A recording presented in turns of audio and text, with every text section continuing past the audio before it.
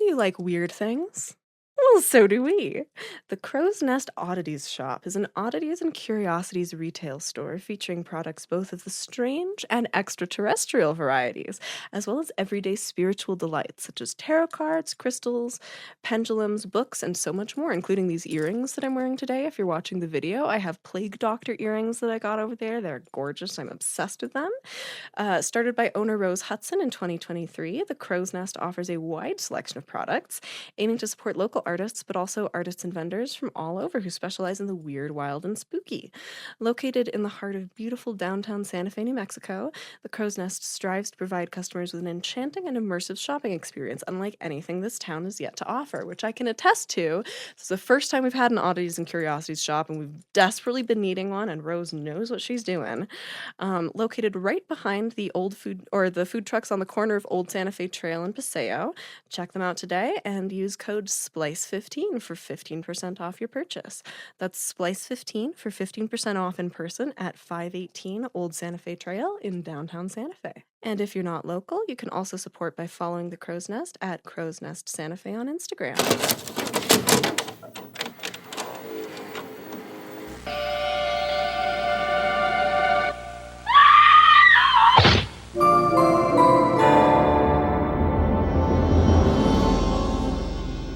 I'm very discombobulated this morning, Al.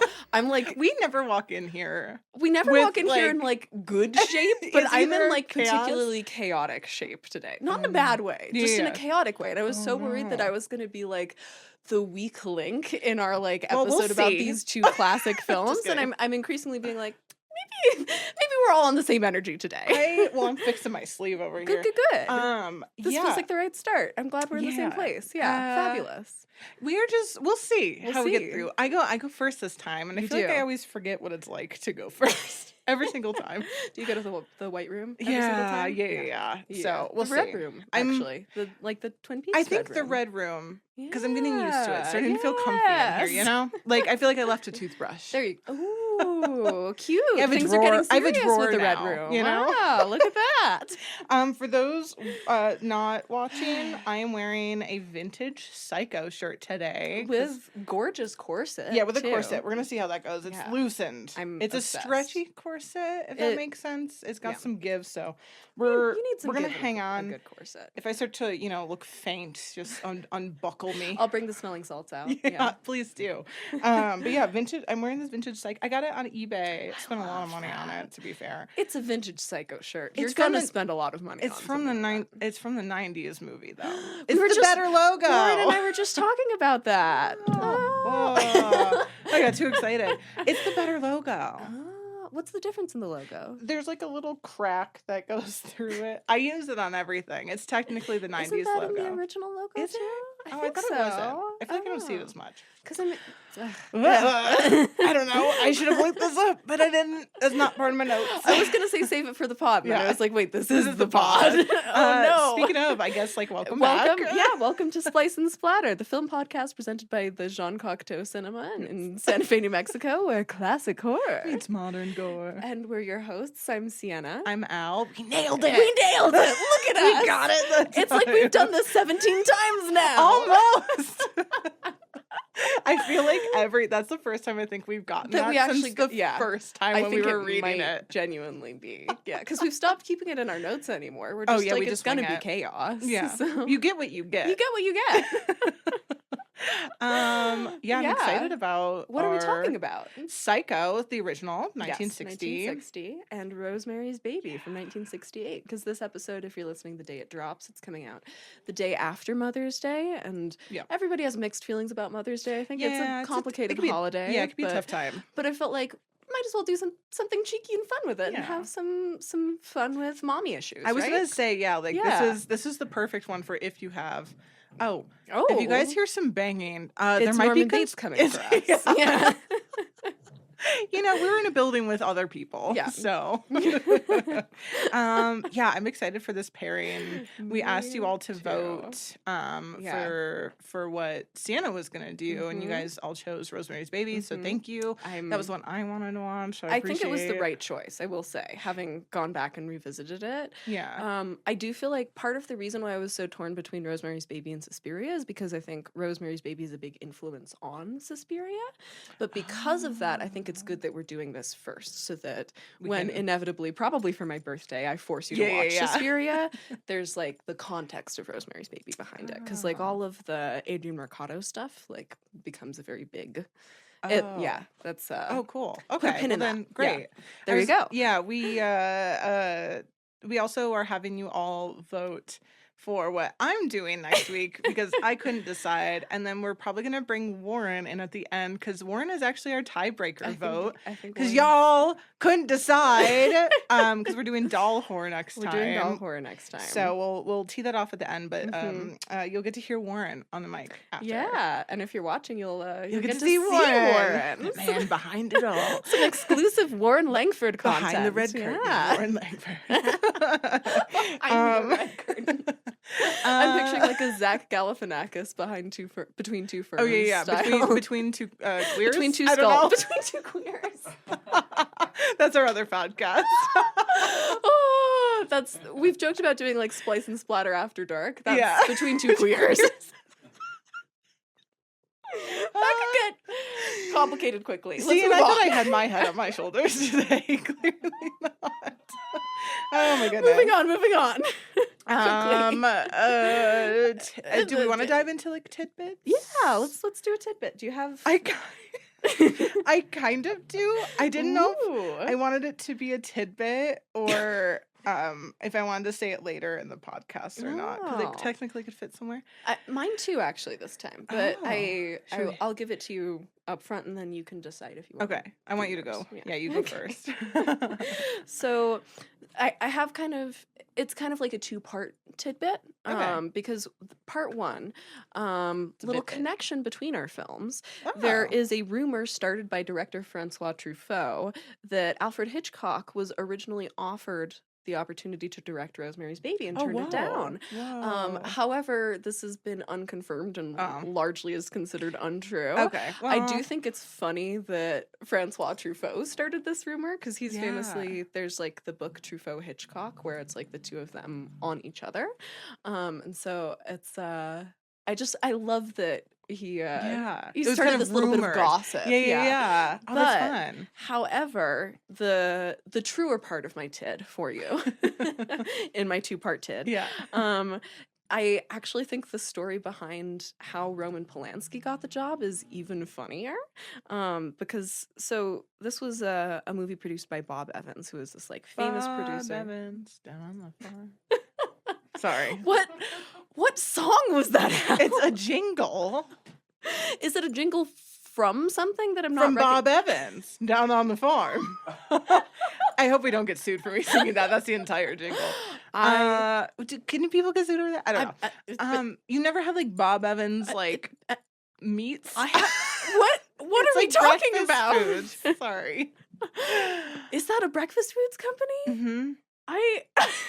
I'm looking at all of you out there in YouTube, Patreon land, and I'm looking at everyone listening. Please, again, I grew up under a rock, so like I believe you that it is not on the Bob Evans farm, apparently. Not on the Bob Evans farm. Okay. My rock was on a different farm. I'm assuming they're different people, so one can safely assume that the Sausage King Bob Evans, Sausage King. 60s and 70s bad boy film producer Bob Evans. Yeah, I don't think they're the same. Unless he had a really dramatic character arc. You know what? I wouldn't put it past him, honestly. I don't know. Sometimes baddies just want a simple life afterwards. I'm literally crying, and we're not even in the episode yet. Oh, boy. So, actual story behind how Bob Evans got Roman Polanski on board. This was Polanski's first American feature, and Bob Evans was like, how am I going to get this guy who is, like, very famous for his European films at this point? Yeah. He's a Polish director, had moved to London at this point, was kind of like a darling in the film scene there, Mhm. and Bob Evans is like, how am I going to convince him to produce this movie, Rosemary's Baby? It's from this book that only just came out this year, and he's like, okay, I know that Roman is a ski bum, and so I'm gonna send him two things. I'm gonna Bribes. He's like, I'm gonna send him the galley pages for the book Rosemary's Baby, Okay. but I'm gonna send it along On with the script for Downhill Racer as like Oh. a ski-shaped Trojan Oh. horse. I don't know why I was like, he gifted him skis and like wrapped the. That's cute. Yeah. That's cute. Oh, that's no, smart, he though. tricked him, being like, just read this ski script because like you'd Yeah. like to direct Downhill Racer, Right. and just like slid that into the package and was like, I bet that this is gonna get him, and it worked. And it because worked? Roman Polanski then spent the entire night that he got it staying up and reading the book. Oh my god. So read it in one sitting. So. I realize these are both book adaptations. They are both book Yeah. and both of pretty famous novels too. Yeah. Which I've read Rosemary's Baby, the Ira Levin book. I wanted to finish a reread of it in time for the podcast today. That did not happen. Well, but yeah, you started it yesterday. I was gonna say my shout out Liz. shout out Liz. yeah. We'll get to. I have Liz tidbits in here, so we'll Oh my get god. to that Okay. later. Wait. But your film is up first. Yeah, so- I'm first. Oh wait, are you gonna give me your bit? Yeah, How do you feel? we'll tee it off. Are we We'll tee feeling it off. bitish? Yeah, it's bitish. Trust me. I don't even know what to say. Good. I'll phrase it in a question. Okay, so we're doing Jeopardy style tidbits today. I love. Choose your answer. Great. Do you know? This is gonna sound like a joke. Do you know what Alfred Hitchcock Does sound would like a always joke. refer to Anthony Perkins as on set? Tell me. It's funny because I made the joke about it yesterday, and then I read the fact. And I had to call Trav up, and I was like, "You'll never guess." Oh my god. He used to call him masturbate. Can you imagine being on the set? Masturbates. Masturbates. Excuse me, masturbates. Yeah. Do we know how Anthony Perkins felt about this? Well, I also have like a little highlighted thing. Like, we know Hitchcock does not have a great reputation. No, not a great dude. Yeah, I mean, same with my Roman Polanski. Like, Yeah. we're Yeah, not these aren't talking about great. two great dudes today. Again, happy Mother's Day, everybody. Have two terrible men. Yeah. Like, I mean, he's like notorious for kind of harassing both the men and women Yeah. on set. So I don't know if Anthony Perkins had a sense of humor about it, or if he was. I don't know how many times he called him that either. But it said just like would always refer to him as. my So I'm God. assuming there must have been either an air of, okay, buddy, like it's not funny anymore, or maybe he chuckled at it. I don't know. God, that's. Wish we could call him up and ask. I know. I mean, I wish we could call up Anthony Perkins for a lot of reasons. Yeah. We can't spend. I have 12 pages of notes. Oh my I God. had to rein it back. Oh, So yeah, I could spend hours, which Yeah. will take a moment. I don't know if we won't start there. Maybe we do start there. That man stepping on screen. We're starting there. Psycho, 1960. Anthony Perkins. My fucking God, is that just oh my gorgeous. God. This performance and this Fuck casting, the performance. I just also the Anthony performance. Perkins in this role. Yeah. Like changed the course of my life. I was and just I'm gonna not say, exaggerating. it, which I know truly that's changed. Yeah, I'm tell me your Anthony Perkins story, and I'll tell you mine. I don't even know when I first saw this. I guess we'll start where we watch it. I don't Yeah. even know when I first saw this film. Again, speaking of Mother's Day, this was one of my like mom. Again, Same. she Mom showed me pick. all the good mhm. horror movies, and this was one of them. So I think like as far back as I can remember, I've known Psycho and It's- Norman Bates. Yeah, and it's like just- part of the fabric of our consciousness. it's woven in Yeah. my DNA at this One point, thou- and I think most Yeah. people's DNA. Yeah, I think this is like one of those films where it's like, even people who've only seen Psycho once, I think because it's so parodied and like so many things reference it, Yeah. like there are shots from it that are going to be ingrained in your head. Oh yeah, no totally. matter what. And just like reference the legacy of it. There's mhm. just I feel like you can't really exist Without least even in if you're me American and you culture. live under a rock, Yeah, you can't even if you exist don't know Bob without- Evans. Yeah, even if you don't know the Sausage King I Bob like how he Evans. was the sausage king. I'm But I like the excited ring he's of the that. Sausage King. I like the ring of It sausage. has a good sound sausage- to it, doesn't it? sausage king. When do you have like a point in time when you remember seeing this? Oh or, like- yes, I remember Oh. vividly. I can tell you how old I was. I can tell you what time of year it was. I can tell you where I was. I can go back into this memory as if it were yesterday. Oh man, I wish I had that. No, I mean like a lot of film nerds, and especially horror film nerds, this was like a film that changed my life. And like, I know that's like such a stereotype, but like genuinely, that's what films are like.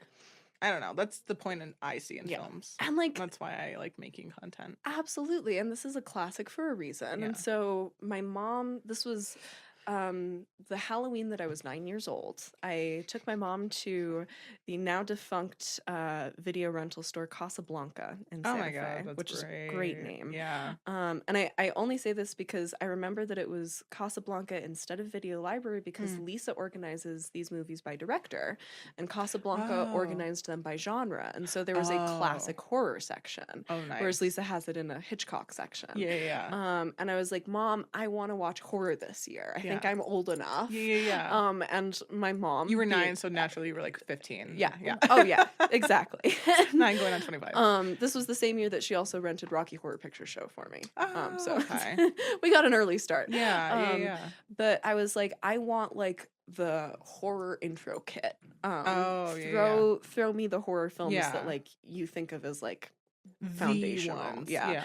And so obviously she rented me Psycho, and I remember sitting down. I think I was like kind of sick at the time, and it was daytime, and I watched it the night before, had dreams about it all night, and woke up the next day and just beelined straight to the TV and sat down and rewatched it, and then watched all of the special features and the like famous 6.5-minute trailer with Hitchcock giving the tour through the house, and then started the movie again. And so I watched it 3 times in 24 hours. And that's the first time that I can remember ever having done that with a film. Oh, really? And I remember even as a 9-year-old having this like sensation of like, this film hit me on a visceral level in a way that I didn't know that this medium could do. And that like, I can tell this is going to be big for me as I grow up. Oh, and so like this, I know this is a film that made a lot of people want to be filmmakers, but this is one that I think really like planted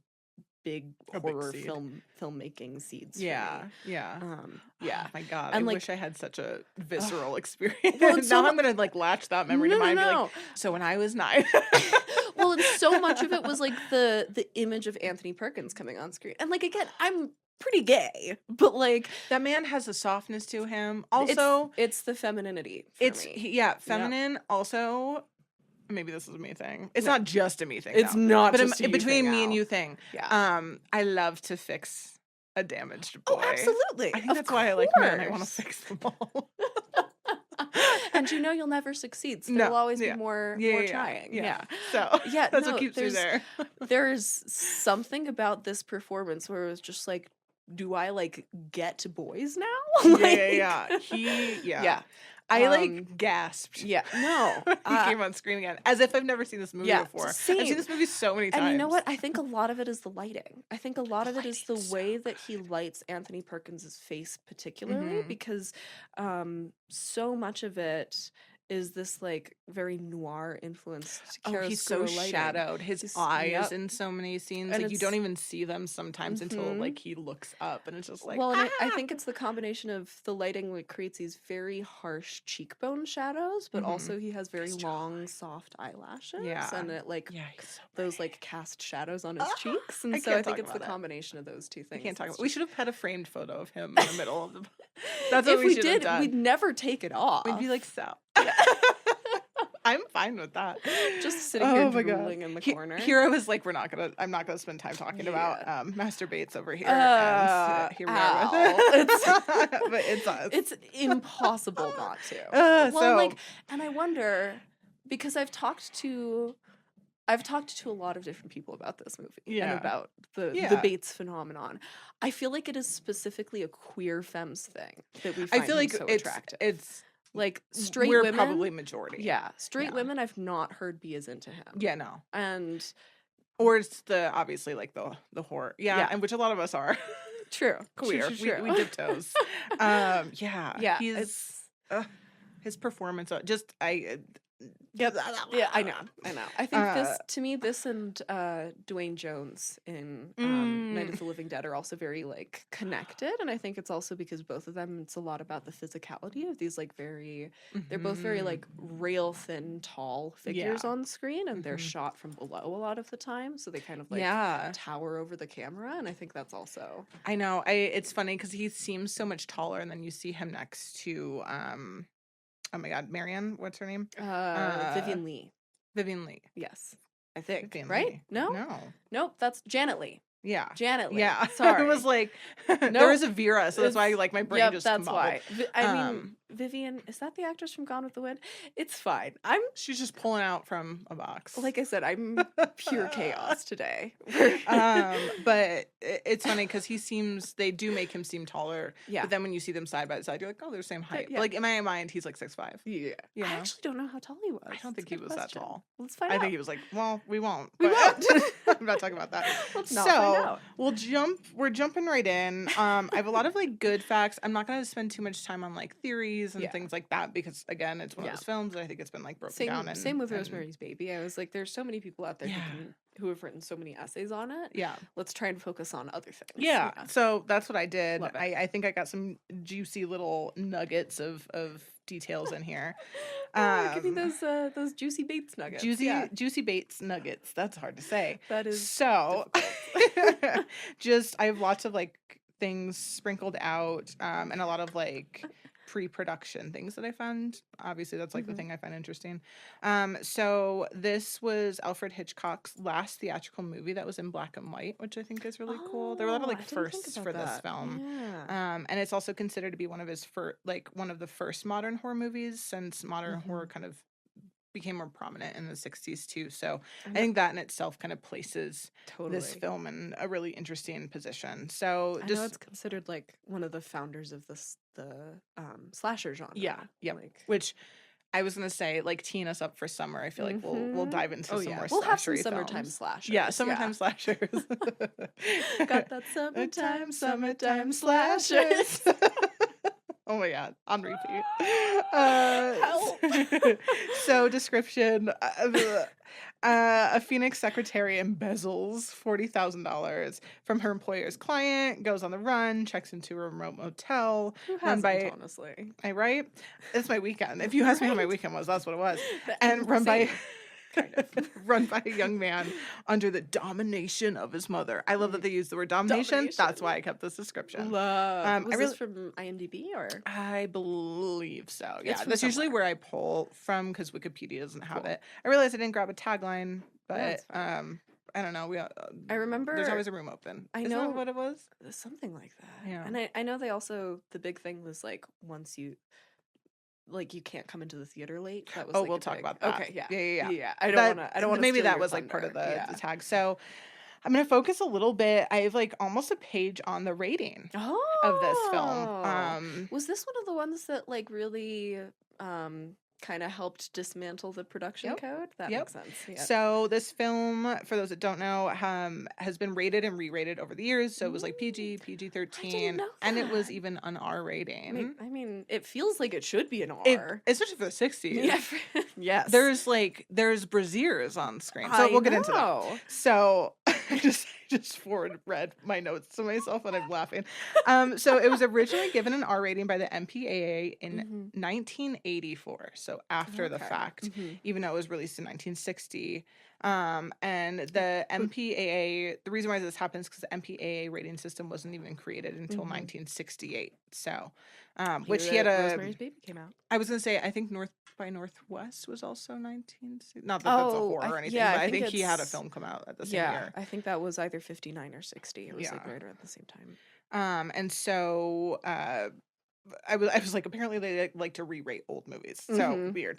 So Psycho is currently the oldest movie in release to carry an R rating, having been released 8 years before the MPAA when we got the rating system in 68. So the first, and I thought it was kind of fun, the first R rating once the MPAA was established was a film called The Split, and it was like Hollywood's first. It's Oh. 1968, The Well, Split. it sounds up my alley. Yeah. Just So we're purely checking based out on the year and the name. Yeah. Yeah.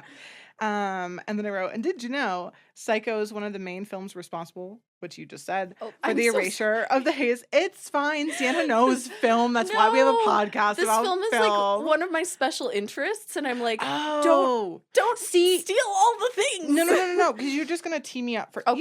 you know the way I go. So I go, It's true. I go It's true. rating. I go, I go in the You order. go in the order. You know, I'll try not to tee me jump up. ahead. Yeah. No, but I realized, and I'll get back into this, but I realized going through all this stuff, as much as I love this film, I've never really like deep dived into it. So I feel like I learned a lot of things in this. So you might be able to talk more about the things that I mentioned. see, again, a lot of this stuff I haven't revisited since I was 9 years old and watching all the special features. So it's on just the like DVD. hanging out in the back. Yeah, no, all of this is just drawing we're purely on on- 9-year-old Siena's memory. So we'll see Oh, how oh my God. accurate any of it is. Wow, but- you're killing us so far. So, yeah, so it was responsible for the erasure of the Hays Code, which Siena's gone over before. It's a censorship thing in the 1960s. But you want to know why? I don't know if you remember why. Bathroom, toilet, Yes, Yes, there's toilet, toilet, but there's right? other things as well. And Toilet's part of it. and shower scene. Obviously, was a big part of it. But, or no? No. Oh, tell me. So it's because Sam and Marianne were depicted as lovers, Oh, and they're sharing not the same married. bed. And I wrote, what an old slut bag. That's the note that made me laugh.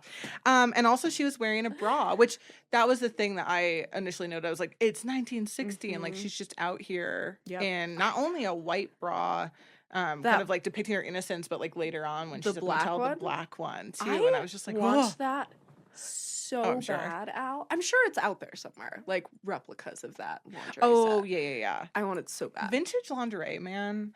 It hit in a way that it just doesn't. know. Everything back then was constructed so well. the Capitalism, baby. Yep, the fucking cones, man, too. I There's something know. about that silhouette. I don't know if It's you watched iconic. any of the Met Gala or saw clips last night, but Kylie Jenner, not my favorite person, was wearing a dress that was really beautiful. It was very simple, but it had like the cone boobs, and I was like, love a cone boob. Yeah, it was like So perfect good. timing. Yeah. Yes.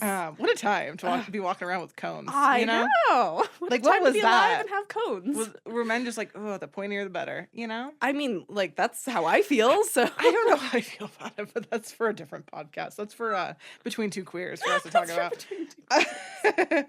So the bra and the intimacy and the bed, and then there was also, what was it? Toilet? Yeah, so I'll jump to toilet in a second. Sorry. It was, so one of the funny things I thought was the screenwriter and Hitchcock also deliberately tried to layer in certain risque elements on purpose.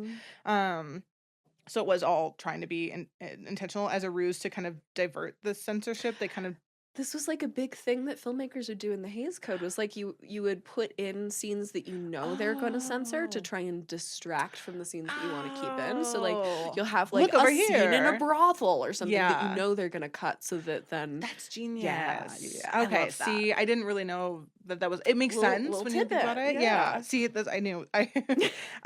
So I'm sorry, I'm like, I don't know what I they can't cut. contain myself about this. No, please don't. I don't know what they cut though, but I don't either. obviously the censors kind of reviewed the script and like the unimportant extra material. You know, he tried to make sure like the important stuff was a certain way, and then the unimportant stuff was more extremes like that. So, and then so here's the toilet thing. Toilet thing. Yeah, the toilet thing.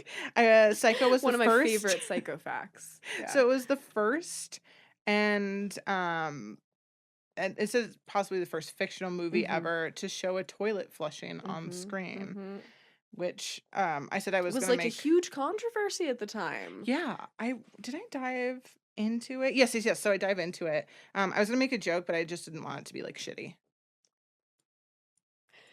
Okay, moving on. So anyways, but That hurt me out. Yeah, it was bad. It was a That dad hurt joke. I didn't say it was a good joke. I did say it was shitty. So at the time of film's production, an FCC ruling didn't want any references to toilets to be presented on TV or film, which is It's so wild. Wild to me. So, and this Just a toilet. Just a toilet. This is part of why when we were talking about killer clowns, I was like, I don't think that they can fairly say that they did for the toilet what Psycho did for the shower, because Psycho did for the toilet what Psycho did for the shower. Psycho did it for both. That bitch. totally, that totally didn't register with me. I was like, I need to save it because I knew we'd talk about Psycho at some point. Okay, so there you go. There you go. That makes more sense to me. Chiodo Brothers. So the screenwriter also was really adamant about seeing the toilet flush on screen specifically.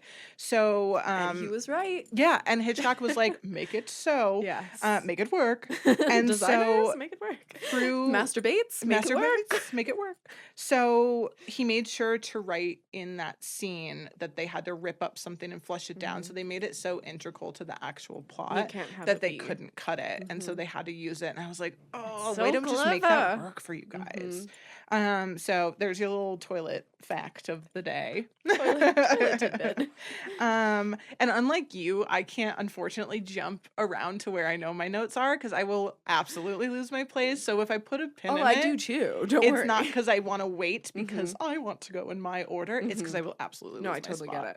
Get it. Go in your order, sister. So I'm not teaching Siena anything new today, but maybe someone else out there like myself. Yeah. So we're gonna go through the crew really quickly. So obviously Alfred Hitchcock. I was wondering if you were able to spot his cameo in this, but you probably already know it. Oh, I used to know where it is, but I don't remember anymore. See, you're gonna teach me something new. One thing. The first and last thing of the entire podcast. One bit, but an important one. Yeah. Yeah, where is he? So it's 6 minutes in the film, and it's when Janet Leigh, so Marianne, walks, returns to the office, and he's standing outside, and it's just like his back to the window. And he put it in so early because he was like, people are going to be looking for me, so I'm just going to get it over with. Yeah, so people can pay attention to the film, which was obviously, as you kind of noted, and I'll get to, was a really important thing for him. So I like that he's like, I'm just going to get out of the way. Yeah.